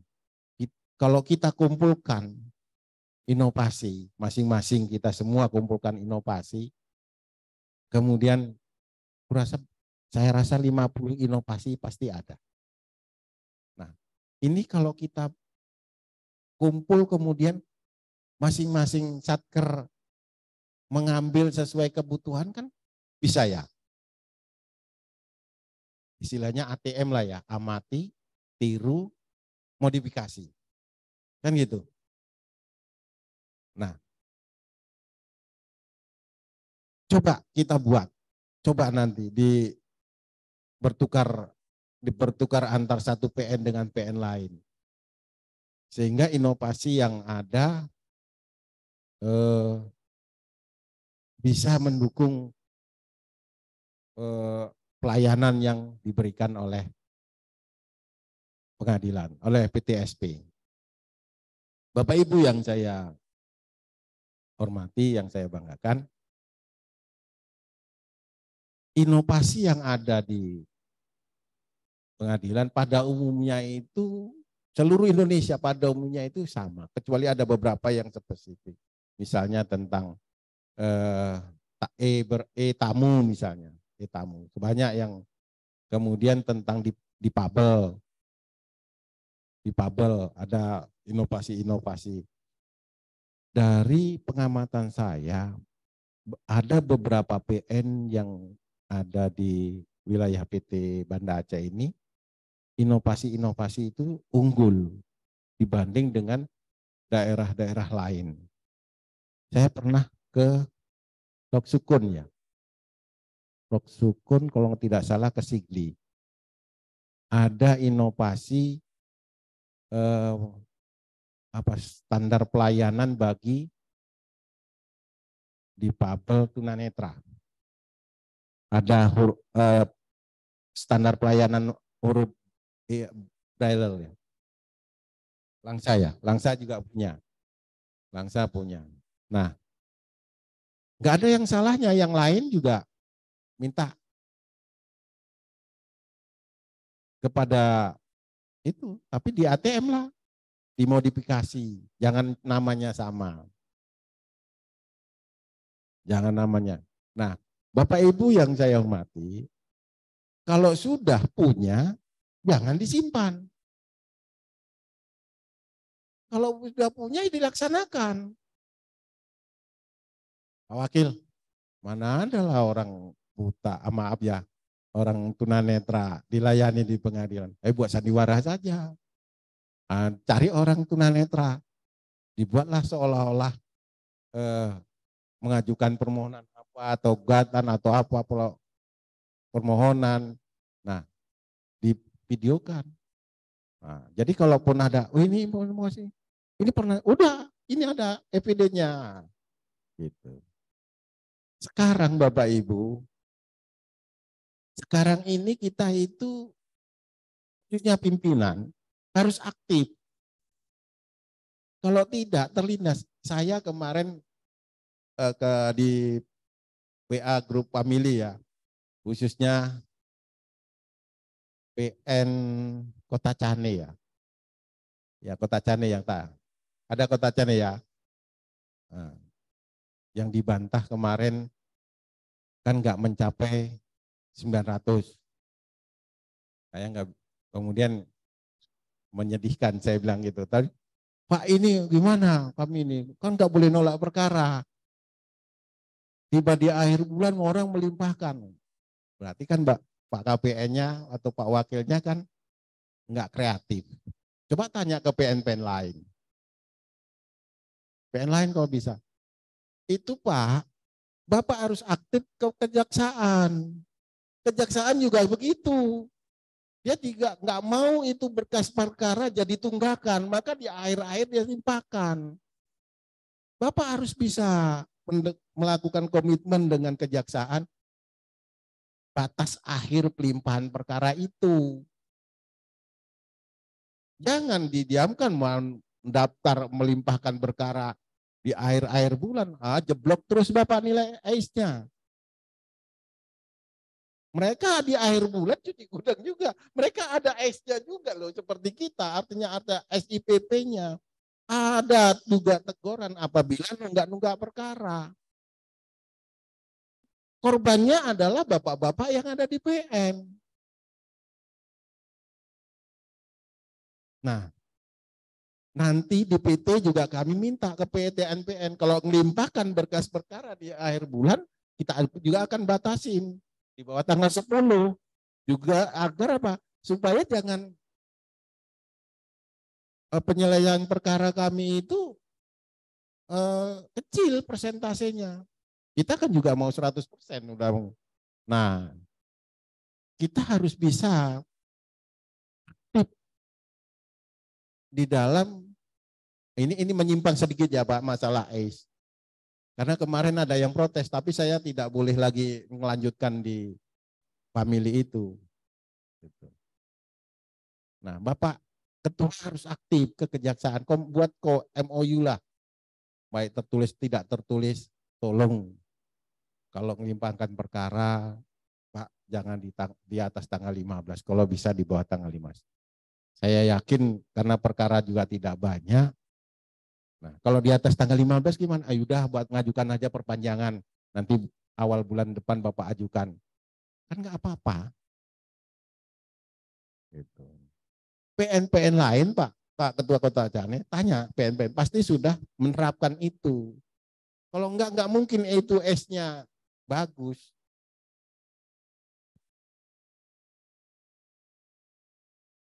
Ada strategi supaya S itu bisa bagus. Ada keluhan-keluhan dari pengadilan negeri kecil. Nah, kami kan tidak ada perkara banding, kami kan nggak ada perkaranya. Memang Bapak sendiri, PN Bapak, Satker Bapak sendiri yang seperti itu. Satker lain juga sama Pak. Tapi Satker lain itu punya solusi. Gitu. Kalau ada perkara 10 itu dioptimalkan. Bukankah perkara 10 kecil lah dilambat-lambatkan kan gitu. Atau selesailah itu. Enggak gitu.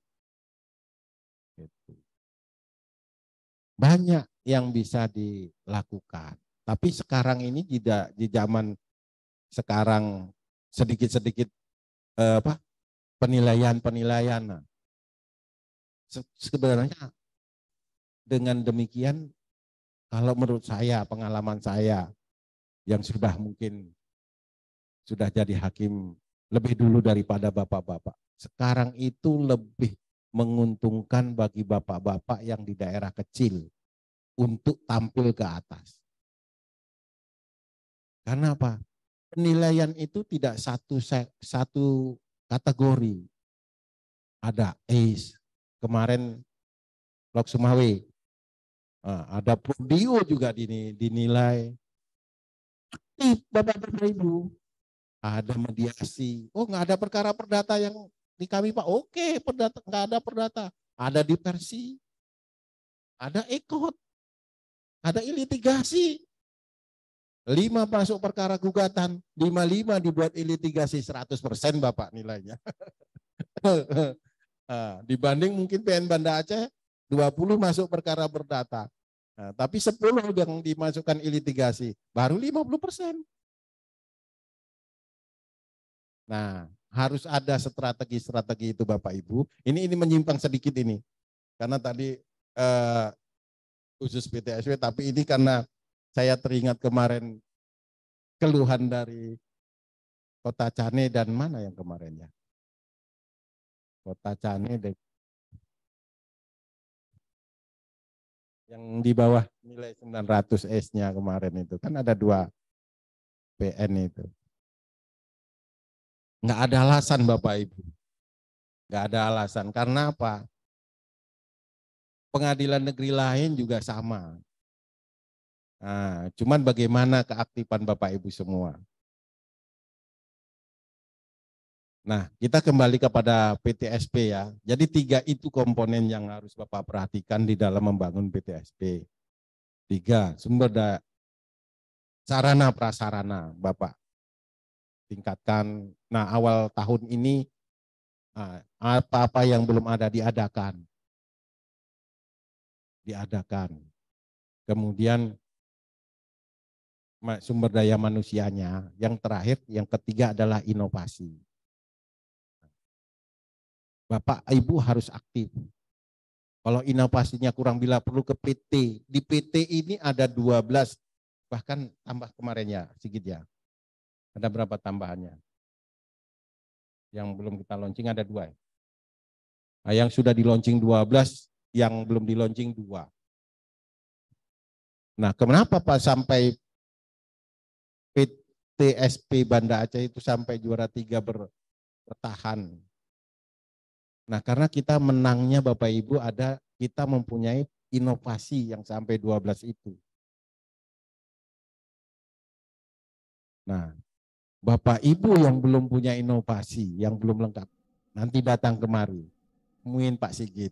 Nah, tapi jangan dicoplok 100% di ATM ya, dimodifikasi kan gitu. Nah, terbuka nanti ke PN antara satu PN dengan PN lainnya, yuk berlomba. Kami mengharapkan dari PN yang ada di wilayah PT Banda Aceh ini ada 1-2 yang muncul lah. Nah, termasuk media sosialnya. Media sosialnya itu dipupuk lah, dikembangkan. Websitenya, Instagramnya, WA-nya, YouTube-nya. Nah, itu dikembangkan terus.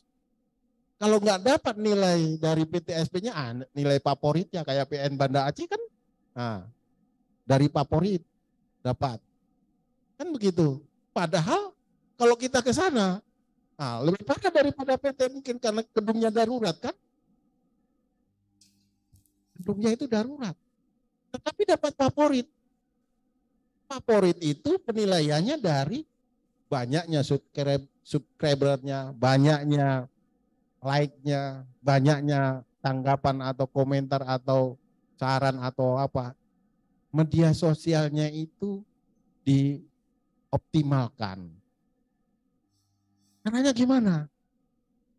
Saya teringat PN Banda Aceh, bagaimana dulu Ibu Enal waktu berjuang awal-awal untuk bagaimana dia harus punya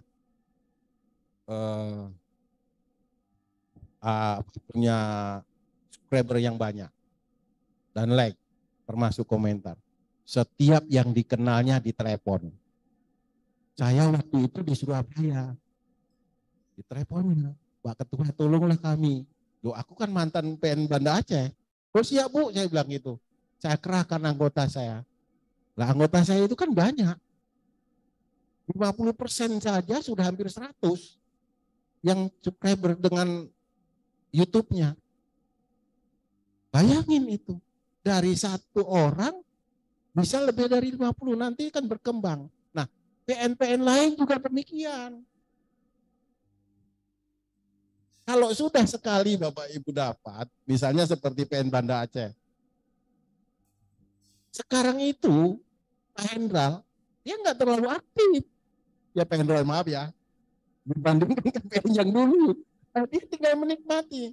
Karena apa? Yang namanya like, yang namanya subscriber itu nggak hilang di YouTube itu kan. Iya kan? Nah, sekarang yang susah itu fondasi awalnya. Nah, yang kemudian tinggal menambahlah sedikit-sedikit. Jadi favorit itu yang dinilai Pak, Bapak Ibu. Gampang kan? Itu kuncinya. Nah, Bapak Ibu harus bersosialis. Teman-teman yang lama, saya pikir misalnya Langsa itu, pasti alumni Langsa semua kalau dikontak, oh tolonglah, dia mau carikan teman-teman untuk, pasti berantai semua mereka, pasti. Sebentar saja mungkin ribuan. Tapi kalau didiamkan, di-share tapi nggak di ini ya, enggak. Harus aktif Bapak Ibu. Barangkali ini sebagai pembuka cakrawala bagi Bapak Ibu semua. Nah, prinsipnya begini Bapak Ibu. kita tidak melihat kita di mana tugas. Seberapa hebatnya kita tugas di situ, itu dinilai jejak-jejak kita.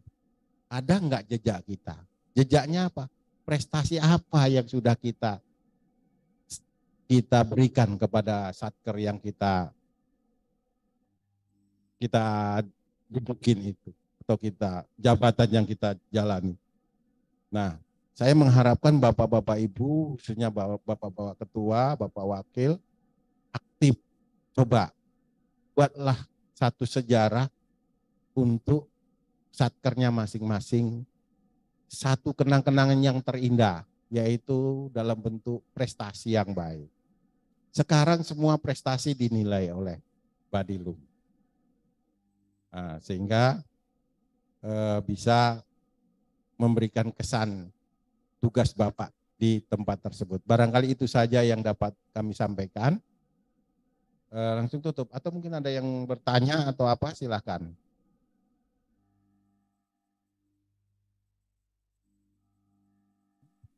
Biren. Oh ya, Biren aktif itu Instagramnya.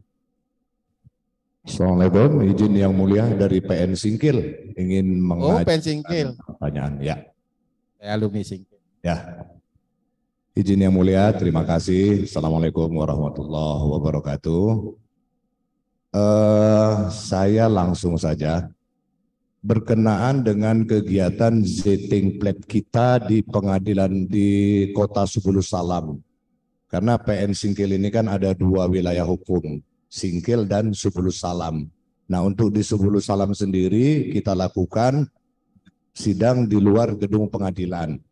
Nah, apakah di gedung Ziting Plat tersebut perlu kita bentuk atau buat meja PTSP juga sebagaimana yang ada di gedung Pengadilan Negeri Singkil?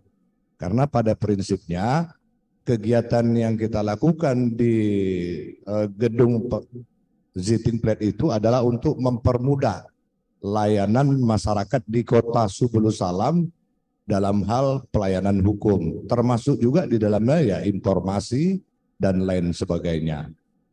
Nah, selama ini kan kita belum pernah dilakukan ya monitoring atau barangkali evaluasi, sehingga kita tidak tahu apakah di Ziting Plat itu perlu kita bentuk, begitu Pak. Saya kira itu Pak Ya. pertanyaannya. Terima kasih. Ziting Plat itu kan bagian dari pengadilan yang sebenarnya tidak bisa terpisah ya. Nah, itu juga wajib dibuat PTSP. PTSP itu fungsinya kan mendekatkan pelayanan kepada masyarakat. Bahkan sekarang Bapak, untuk daerah-daerah kota yang punya mall pelayanan publik, banyak pengadilan yang buka stand PTSP di mall pelayanan publik. Apalagi ini Ziting Plat yang memang merupakan wilayah yang tidak terpisahkan dari bangunan pengadilan. Maka buat Pak, dibuat. Nah, mudah-mudahan nanti ada penilaian, itu punya nilai plus Pak. Kalau kita punya PTSP pengembangan. PTSP pengembangan. Maaf, kalau boleh saya contohkan pengalaman saya, ketika saya di Surabaya, saya kerjasama juga dengan Universitas Surabaya, Universitas swasta, Fakultas Hukum. Nah, saya bangun mall PTSP di mall pelayanan publik. Tugasnya adalah mahasiswa-mahasiswa Universitas Surabaya. Di universitas di departemen risetnya atau departemen pelayanan masyarakatnya, dia juga bangun sendiri PTSP, pelayanan yang pengadilan mereka terima, misalnya mengajukan permohonan secara melalui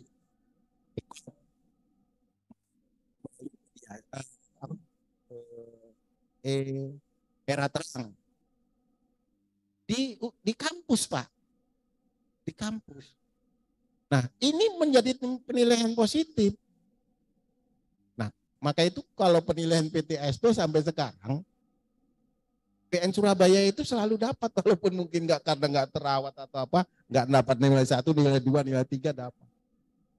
Karena dia ada cabang, fungsinya apa? Mendekatkan pelayanan kepada pengguna jasa pengadilan. Nah, Subuh Salam kan daerah rame, Pak. Kan begitu. Nah, pasti pertanyaannya, kami tidak ada penjaganya. Begitu ya, Pak, ya kan? Nah, Pak Ket itu dipikirkan sama Pak Ketuanya. Bila perlu, Pak, tidak usah pakai biaya, kita kerjasama. Di situ ada universitas tidak? Universitas sekarang tidak mengajarkan ilmu yang berbasis IT. Itu adanya di praktek di pengadilan. Nah, kalau kita tawarkan itu pasti mereka mau, Pak. Kita ajarin sebentar 1 jam 10 duduk di PTSP pasti mau. Gitu. Atau mungkin dengan cara-cara yang lain. Kan begitu. Nah, perlu, Pak, perlu. Terus ada yang lain? Izin Bapak. Izin Pak, selanjutnya ini. Berarti intinya di gedung Jitingpet itu harus kita buat meja PTSP, Pak, ya? Ya. Ya. Izin yang mulia, berarti sebagaimana meja PTSP yang ada di Pengadilan Negeri Singkil berarti harus dilengkapi juga dengan pojok ekornya, kemudian juga meja pengaduan. Enggak seperti itulah, Pak.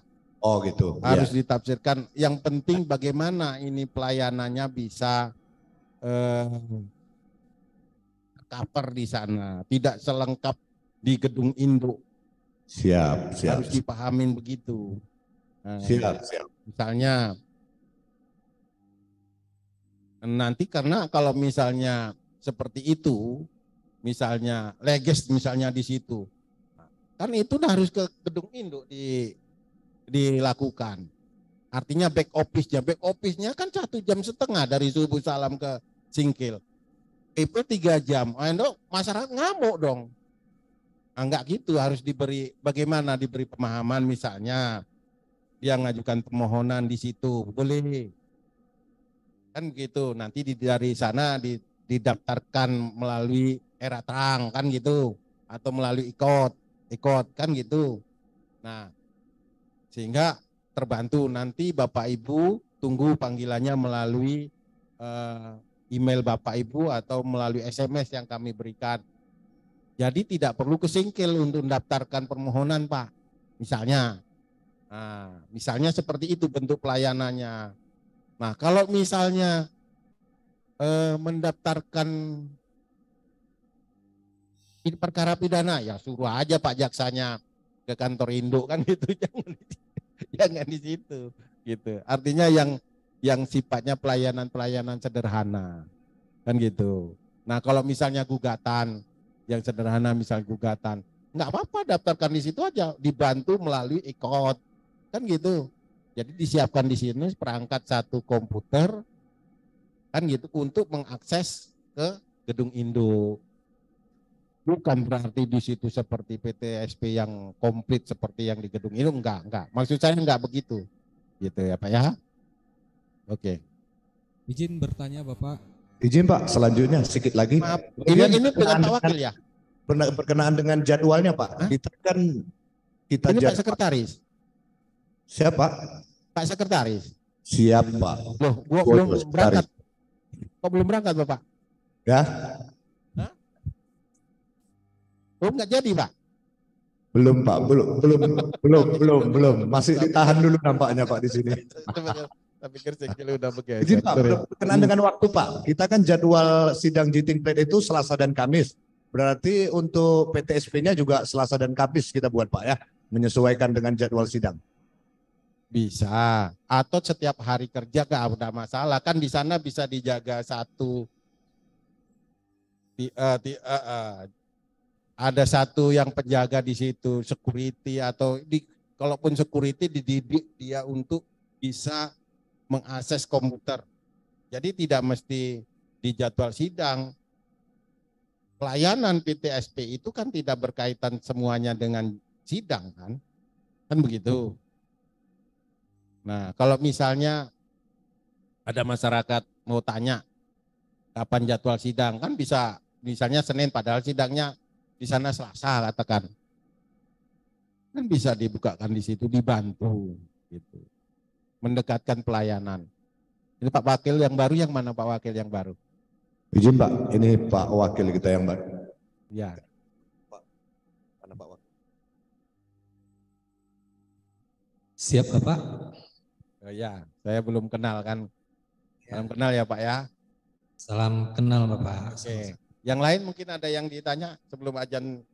Izin Bapak untuk bertanya PN Biren.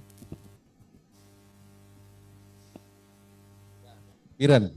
Oh. Terima kasih. Biren ini saya lihat aktif media sosialnya, Instagramnya, tapi harus ini Pak, saran saya ke Pak Ketua, dikembangkan lebih banyak Pak, supaya bisa lebih, khususnya para yang lebih akurat sebenarnya para alumni Biren dihubungin agar mereka teman-teman mereka juga bisa mendukung PN Biren Pak. Nah, karena sudah aktif kan. Ayo silakan Pak. Assalamualaikum warahmatullahi wabarakatuh. Yang kami hormati kepada para yang mulia dan rekan-rekan di daerah di PN di seluruh Aceh. Saya Daniel Saputra, Wakil Ketua Pengadilan Negeri Biren, ingin bertanya. Yang pertama terkait kita kemarin itu ada mengikuti perlombaan posbakum di tingkat udah masuk semifinalis lah begitu. Namun kita waktu wawancara kita juga ditanyai terkait Monef inovasi Bapak. Jadi kita di situ ditanyain kalau memang di posbakum ini ada melakukan inovasinya bagaimana dilakukan, idealnya kita ditanyakan ada melakukan inovasi, kita pun bingung ada terkait harus dilakukan inovasi Monef terhadap inovasi tersebut. Inovasi yang telah kita bikin di sini kita Monef juga. Jadi yang ingin kami tanyakan bagaimana trik jitu melakukan Monef inovasi pelayanan publik menuju paradigma baru pelayanan publik secara prima menuju WBK dan WBBM tersebut. Itu yang pertama. Terus yang kedua yang terkait petugas yang di PTSP itu kan kita ditugaskan untuk jangka waktu tertentu. Maksudnya selama jangka waktu selama tidak ada perubahan mereka akan di front office itu selama, dan kita juga harus melakukan evaluasi apakah mereka perlu selamanya di situ, maka kita perlu tidaknya dilakukan proses rotasi terhadap tugas yang duduk di PTSP selaku petugas front office peradilan guna menjaga mutu layanan yang mana SDM-nya tertentu dan terbatas. Jadi kalau memang mereka kita tugaskan dengan SDM tertentu dan terbatas tersebut, dan mungkin juga dengan penghasilan tertentu dan terbatas tersebut. Jadi kalau memang banyaknya tugas yang diberikan kepada mereka, apa salahnya kita juga memperjuangkan, maksudnya memperjuangkan reward kepada mereka, masukan dari kami. Ada tunjangan petugas TSP yang telah terkait beban kerja yang dibebankan kepada mereka. Jadi di satu sisi itu mereka dituntut untuk peningkatan kinerja, sedangkan di sisi lainnya itu mereka sendiri bagusnya kalau memang kita Monef dihapus sajalah program-program kayak gini, yang ada capek aja. Jadi maksud saya itu kami di sini untuk kawan-kawan juga di daerah-daerah ada peningkatan kepada yang di pelayanan publik tersebut. Saya rasa itu aja dua dari kami Bapak. Terima kasih. Wabillahi taufiq wal hidayah. Wassalamualaikum warahmatullahi wabarakatuh. Monefnya mau kita hapus Pak gitu. Itu kan standar ya Pak ya, standar pengawasan dari atas lah ya, dari Badilum. Ada checklist, semua checklist baik APM, baik ZI, baik apalagi, semua itu pasti ada monep, kemudian pasti ada inovasi. Nah, apa fungsi monep? Kan gitu. Fungsinya adalah mau melihat apakah inovasi yang ada itu memang jalan. Memang berjalan, itu bukan hanya tersimpan. Itu fungsi monep. Kemudian ketika berjalan, ada tidak keluhan, ada tidak yang perlu diperbaharui untuk kesempurnaannya. Sehingga mereka setiap saat akan memperbaiki. Inovasi itu awalnya pada pasti gerusa-gerusu lah bahasa apanya ya. Artinya banyak kelemahan sana sini. Biar jalan. Tapi ketika di proses berjalan, ketika di monep, ditemukan ini proses berjalan ini kelemahan-kelemahannya Pak. Nah kemudian diperbaharui, di-upgrade lah, diperbaharui. Itulah fungsi monep yang dilakukan setiap oleh hakim pengawas bidang, kan melakukan pemeriksaan, kemudian melakukan monep terhadap aplikasi-aplikasi itu. Gitu Pak. Nah, kemudian petugas PTSP tadi, yang kedua ya Pak ya. Yang pertama udah kejawab, yang kedua petugas PTSP.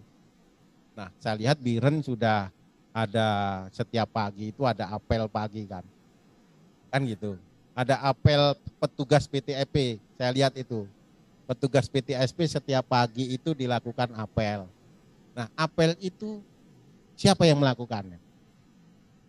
Itu adalah supervisor yang ditunjuk nanti oleh SKKPN itu, petugasnya yang berganti-ganti setiap hari. Apa yang dia bicarakan? Apa yang dia sampaikan? Yang dia sampaikan adalah tupoksinya, misalnya pidana disampaikan tuh. Nah, kemudian di sana juga disampaikan apa keluhan-keluhannya di dalam pelaksanaan selama ini. Itu kan bagian monep, walaupun dia tertulis itu monep, monitoring, evaluasi apa yang sudah berjalan itu. Nah, satu sisi kita pimpinan itu ingin mengevaluasi kerja ini apakah memang SOP ini sesuai dengan prakteknya bisa dilaksanakan dengan baik atau perlu penyempurnaan. Kan begitu. Yang kedua, dari petugas sendiri akan menambah pengetahuannya. Nah, gitu. Jadi setiap dia menambah pengetahuan, ketika punya kemampuan yang mumpuni, ya sebaiknya jangan, kalau mau dipindah adalah mungkin 3 dalam termen waktu yang lama, tapi sebaiknya ya dia memang punya keahlian di bidangnya itu, sehingga masyarakat puaslah dilayani, juga jawaban. Kadang kalau ada petugas kita pelayanannya bagus, tapi ketika ditanya jawabannya tak pas, ke kanan ke kiri, jadi bingung juga kan pengguna jasa itu. Padahal pelayanannya bagus, tapi ketika menjawab ke kanan ke kiri itu. Nah, baiknya jawabannya akurat, pelayanannya bagus. Nah, gitu Pak. Jadi monep tidak boleh dikesampingkan atau memang harus dilaksanakan. Kalau tidak, itu checklistnya pun begitu. Lah buktinya ketika Bapak diwawancarai masalah, pasti apakah ada inovasi? Ada. Sudah dimonep belum? Sudah ajan Pak. Barangkali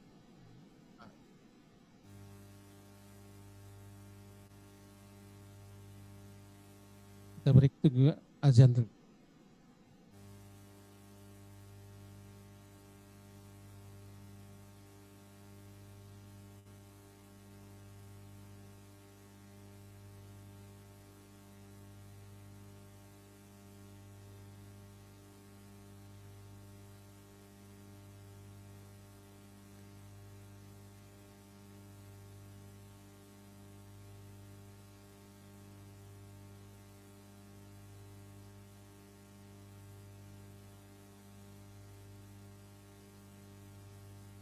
Mungkin sedikit Bapak sambil break saya mau dari Pak Takwadin Pak, yang mulia, itu ada nggak standar dari dari KPK atau Ombudsman terkait Monef terhadap inovasi itu?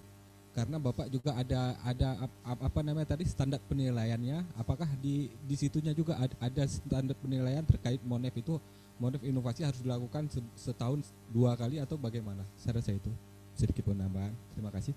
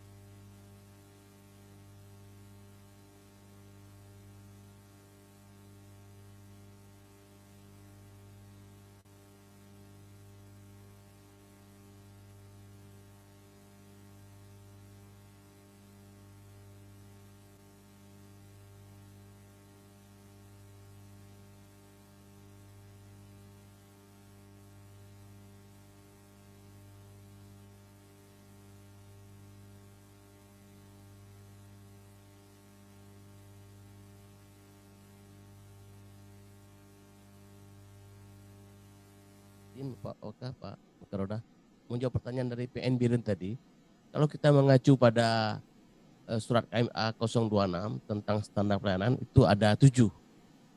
Ya, tapi kalau mengacu pada yang dinilai oleh Ombudsman itu ada indikator itu ada 10 sampai kepada anak-anaknya. Nah, mungkin solusinya kalau untuk kebutuhan internal sampai lolos tim penilaian internal mungkin bisa terpenuhi itu. Tapi untuk dinilai oleh pihak eksternal kami kan mengacu pada yang saya katakan tadi kesepakatan antara KPK, Ombudsman dan KSP.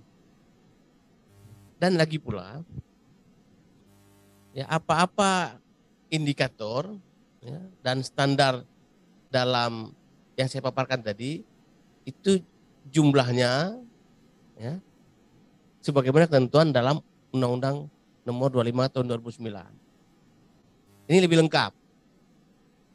Dari berapa 15 bisa saya ulang sedikit dari 15 yang saya sampaikan tadi yang dipersyaratkan oleh surat SK KMA itu 7. Itu 7 di antara itu. Di atasnya, lagi di atas lagi. Di standar pelayanan tadi. Di atasnya. Ya, di atas. Nah, ini. Nah, ini. Nah, ini dia. Nah, ini lebih lengkap ini. Ini ada 15. Nah, 7 di antaranya ini dasar hukum persyaratan SOP, bagaimana jangka waktu biaya, produk pelayanan, apa saudara kita tadi? maklumat pelayanan, nah itu 7 yang di dalam surat SK. Tapi sebetulnya kalau kita cermati pasal-pasal dalam undang-undang ada 15 semua. Nah. Hidup. Oke. Siap, saya ulangi. Ya. Dia ada 15 ya. Jadi menurut versi undang-undang ada 15, ya, versi KMA ada 7. Ya, ini lebih lengkap. Nah, sekarang bagaimana? Kalau untuk dinilai secara internal mungkin bisa 7. Tapi waktu dinilai secara eksternal oleh KPK, oleh Ombudsman, acuannya kepada ini. Kepada yang 10 yang ada itemnya. Yang lanjutkan. Nah, ini tadi yang saya sebutkan variabel dan indikator. Ini nanti apa? Ini nanti bisa apa? Pak Sigit share ke rekan-rekan peserta semua supaya ini masing-masing bisa dinilai sendiri. Ya. Yang sebelumnya. Nah, ini dia. Nah, ini masing-masing kita bisa nilai sendiri nih berapa skor yang kita peroleh. Apakah ada seperti ini? Ya, nanti batasan skornya karena kita instansi vertikal itu batasan skor minimal 89.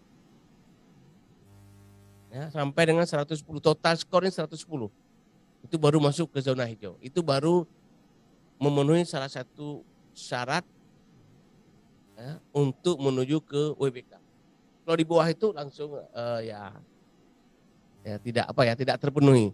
Setelah itu nanti baru ada surat pernyataan lain yang namanya clearance letter dari surat clearance dari Ombudsman ditujukan kepada Kemenpan terkait dengan PN-PN yang ada dilaporkan ke Ombudsman.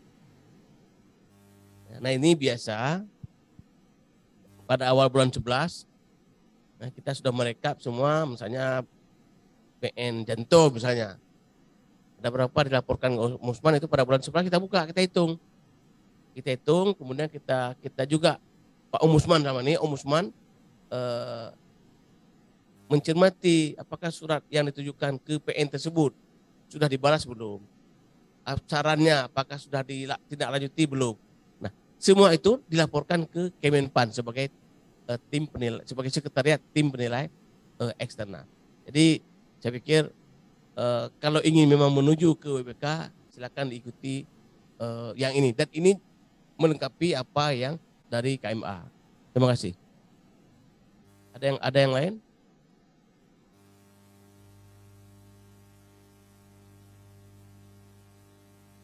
Ada cukup jelas? Cukup kalau oke baik. Kalau sudah cukup kita peraih hingga di sini Pak ya. Kita cukupkan sampai di sini. Saya mohon maaf. Izin Pak, pengen itu bertanya Pak.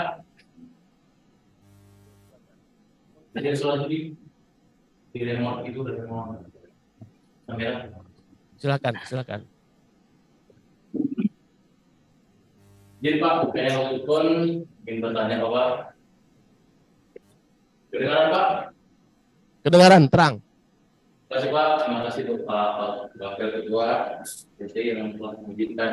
Ini Pak, sedikit pertanyaan Pak mengenai PTSP Pak. Masalah tadi pelayanan, masalah baju seragam Pak. Itu kita kendalanya Pak baju seragam, saya ingin tahu. Kita pengadaan baju seragam khusus PTSP kan tidak ada Pak. Jadi kita katakan apakah itu bermasalah dengan temuan jika ada datang bawah atau pemeriksaan dari luar Pak, karena kan itu kita boleh mungkin ada ubah bagaimana pengadangannya Pak. Itu satu Pak, mesti seragam harus pisah dengan pegawai khusus untuk PTSP khusus. Terus mengenai ID card Pak, ID card apa ID card resmi seperti ini atau ID card khusus untuk tugas PTSP Pak? Ya, kedua. Yang ketiga Pak, masalah surat Pak. Surat di PTSP, sekarang kan ada surat yang di berpadu apa ya, yang pelimpahan berkas apa mesti melalui PTSP dulu kan, PTSP dulu kan masuk melalui umum dulu Pak. Prosesnya kan agak lama, mungkin ada surat yang butuh urgent harus segera Pak. Apa mesti melalui umum dulu atau bisa langsung Pak? Gitu Pak. atau langsung pidana, limpahnya langsung biar cepat diproses, Pak. Itu aja, Pak. Baik, Sekian, Pak. saya jawab atau Pak? Saya terkait ini, ya. Tadi ada pertanyaan mengenai ID card. ID card itu ya ID card petugas yang ada di PTSP, yang seperti kita ini, yang biasa. Ada tandanya, ada namanya, sehingga kalau orang komplain tahu siapa yang menerima berkas dia. Itu maksudnya. Kemudian bicara dengan PTSP, itu yang pertama kan tadi ada standar pelayanan yang sudah dijelaskan oleh Bapak Waka tadi. Kemudian standar itu mesti terlihat, orang masuk kelihatan. Yang ketiga, pekerjaan ketiga kita, pekerjaan di dalam itu mengacu pada standar itu. Misalnya ada standar biaya, ya acuannya ke standar biaya. Standar waktu, acuannya ke standar waktu. Nah, kemudian ada implementasi dari standar tersebut. Nah, yang tahu ini petugas. Nah, sehingga pada saat biasanya bulan 11, ya. Bulan 11 setelah Ombudsman menerima surat dari Kemenpan, kalau memang PN tersebut sudah lulus dari internalnya, maka tim Ombudsman akan mewawancari para petugas. Nah, dalam wawancara itu kelihatan apakah petugas ini benar-benar melaksanakan sesuai prosedur, sesuai standar, apa tidak. Kira-kira begitu. Mungkin Pak Waka ada tambahan ya? Yang pertama tadi apa ya masalahnya? Masalah baju seragam petugas PTSP. Oh, seragam. Nah, seragam ya sebaiknya diadakan, tetapi tidak usah kaku ya, misalnya memang tidak ada anggarannya terus diadakan. Nah, seragam biasa. Tetapi nanti Pak Ketua mau Pak Wakilnya itu beli sal. Coba beli sal. Sal yang seragam, misalnya sal. Buat sal gini, jadi manis lah itu kan. Tapi jangan yang cowok yang pakai. Yang ceweknya, nah, pakai sal. Salnya seragam aja udah manis itu. Walaupun misalnya pakai seragam kantor warna apa biasa. Senin putih, tapi salnya bunga-bunga manis. Itu kan bagian dari kreativitas ya, harus kreatif. Tidak mesti bajunya seragam. Nah, tapi cukup misalnya salnya saja atau jilbabnya warnanya sama, sudah seragam. Jadi tidak usah terpikir biayanya besar gitu ya Pak ya. Harus kreatif lah. Harus kreatif sehingga kita bisa mungkin tidak terlalu membebani masalah anggaran itu. Kan gitu. Nah, ini ketika berkaitan dengan apa ini? Perlu seragam. Tugas PTSP yang sehari-hari atau hari-hari ya Pak ya? PTSP sehari-hari Pak. Nah, yang sehari-hari, ya. Seragam itu tidak mesti seragam baju, kemeja atau bajunya, tetapi bisa jadi jilbabnya atau mungkin salnya dibuat yang bunga-bunga dan segala macam Pak ya. Kreatif lah yang tidak membebani anggaran. Terus yang kedua sudah terjawab ya masalah ID card ya. Yang ketiga masalah surat Pak. Di persuratan Pak. Ini Pak, ada surat yang urgent harus langsung seperti pelimpahan berkas atau yang surat ini berpadu, apa mesti melalui umum atau bisa langsung ke bagiannya langsung Pak. Itu memangkas Pak. Tetap manfaat sekarang semua persuratan kan harus melalui PTSP ya Pak. Jangan langsung masuk. Nggak ada lagi orang luar. Sekalipun misalnya yang selama ini tanda petik orang pengadilan juga misalnya kejaksaan blusuk ke pengadilan itu tidak bisa. Jadi semua pengadilan sebaiknya menerapkan biometrik, pintu akses yang terbatas kepada umum. Semua masuk ke PTSP. Jadi baik urgen atau apa, kalau urgen langsung saja ini dibuat urgen agar ini segera ditindaklanjutin. Demikian Pak. Gitu. Nah Pak Ketua. yang maksud oleh sekretaris tadi mengenai kehidupan Pak. Kehidupan itu ada perintah perkara, ada permohonan penyitaan, penggeledahan, dan perpanjangan penahanan. Yang ingin kami tanyakan apakah persyaratan itu apakah harus dulu atau pidana langsung bisa memproses karena sudah masuk kehidupan buka aplikasi.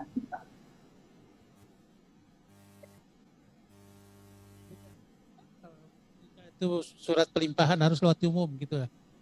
Kalau praktek di PT semua meskipun pelimpahan perkara pun tetap di lewat umum. Itu tinggal manajemen pelaksanaan di dalam, Pak. Hari itu bisa masuk, bisa bahkan langsung sampai ke majelis hakim. Nah, tadi ini menyimpang sedikit, tadi di rapat bulanan PT, ini kita sekarang sudah semakin serba baik-baik IT. Tapi hati-hati terutama di PN. Bagaimanapun secepat urgensinya perkara masuk, untuk pidana ingat ketua pengadilan punya kewajiban kalau itu diwakilkan kepada pembagiannya kepada wakil. Coba baca pasal 148 KUHP. Saya tadi membukakan di rapat bulanan PT. Ketua pengadilan wajib membaca dakwaan itu. Karena di situ ada kewajiban KPN untuk menentukan apakah dakwaan yang disampaikan, diajukan, dilimpah berkas perkara yang dilimpahkan oleh Kejaksaan Negeri itu apa memang betul wewenangan menjadi kewenangan pengadilan yang Bapak pimpin. Apakah betul? Artinya ketua pengadilan atau wakil pengadilan yang bertugas membagi berkas perkara berkewajiban untuk membaca berkas itu secara betul sebelum dibagikan kepada majelis hakim. Nah sekarang kita pakai SIPP. Banyak ketua pengadilan nggak pernah baca dakwaan. Apalagi jika dimuat di SIPP cuman pasalnya saja. Ternyata kejadiannya di Loksmawe nggak dimasukkan pasal 84, diterima oleh ketua pengadilannya. Dibagikan, disampaikan kepada majelis hakim. Belakangnya lagi majelis hakim waktu sidang, baca pasalnya aja bilang sama jaksa. Begitu diselesaikan, diperiksa perkaranya, ternyata tidak memenuhi. Tidak ada pasal 84, kejadian lokusnya di luar wilayah, kan jadi kacau semua. Nah Pak, jadi sekali lagi saya tekankan bahwa seurgennya berkas perkara, kalau hati-hati ketua pengadilan tetap harus membaca dakwaan kalau perdata, pidana. Kalau perdata, ketua pengadilan juga wajib membaca gugatan itu sebelum dibagikan kepada majelis hakim. Kenapa? Itu juga menyangkut tadi kewenangan. Contohnya paling sederhana sekarang. Di Aceh tidak ada lagi lembaga keuangan atau bank yang konvensional. Semua bank sekarang syariah, semua lembaga keuangan bank syariah. Tahu-tahu masuk gugatan. Langsung diklik aja di SIPP oleh ketua pengadilan. Padahal kita tahu bahwa lembaga keuangan syariah tempat penyelesaian perkaranya bukan lagi di pengadilan negeri. Tapi berdasarkan undang-undang peradilan agama itu menjadi kewenangan pengadilan agama. Kalau di Aceh namanya Mahkamah Syariah. Kalau berdasarkan undang-undang perbankan syariah pasal 55 bahkan juga sudah ada dikuatkan dengan putusan MK pasal 55 ayat 2-nya itu tidak ada lagi pilihan. Kalau dulu waktu undang-undang baru diundangkan undang-undang perbankan syariah ada ayat 2-nya masih ada pilihan hukum. Tapi dengan putusan MK yang terbaru bahwa itu tetap harus di pengadilan agama dan Mahkamah Syariah. Jadi kembali ke pertanyaannya tadi, apakah menyangkut berkas bisa potong kompas, itu tergantung manajemen persuratan di dalam. Kalau seperti di PT, saya pikir semua PN sekarang sudah pakai aplikasi persuratan. Jadi secepat apapun berkas, saya pikir berkas perkara baik perdata pidana tetap harus melewati meja pimpinan. Dan itu harus dibaca oleh pimpinan pengadilan. Terima kasih Pak.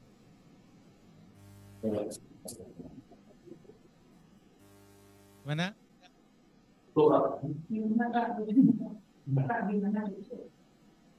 Itu Pak, makasih Pak.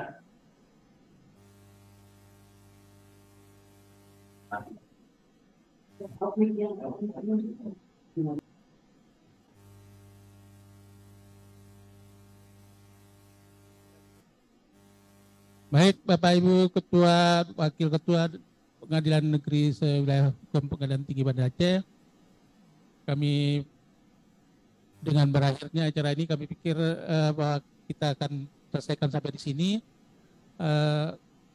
Kami dari pengawas PTSP dan yang juga Wakil Ketua Pengadilan Tinggi Banda Aceh menyampaikan terima kasih atas atensi dan perhatian Bapak Ibu semuanya, dan kami mohon maaf jika dalam pelaksanaan acara ini terdapat kekurangan. Nanti kalau ada pertanyaan bisa disampaikan baik langsung ke Pengadilan Tinggi atau melalui admin. Dan sekali lagi kami mohon maaf segala atas kekurangan. Wabillahi taufiq wal hidayah. Wassalamualaikum warahmatullahi wabarakatuh. Tambahan sedikit aja kepada Bapak Ibu, khususnya Pak Ketua atau Pak dan Pak Wakil, kalau memang ada permasalahannya, ada permasalahan yang timbul di dalam tugas sehari-hari, sebelum bertanya kepada pimpinan, apakah ketua atau wakil, sebaiknya disampaikan dulu kepada hakim tinggi pengawas daerahnya mekanismenya. Nanti kalau tidak terselesaikan oleh Hatiwasda, baru ke pimpinan. Nah, ya Bapak Ibu, sebagai pengumuman, terima kasih.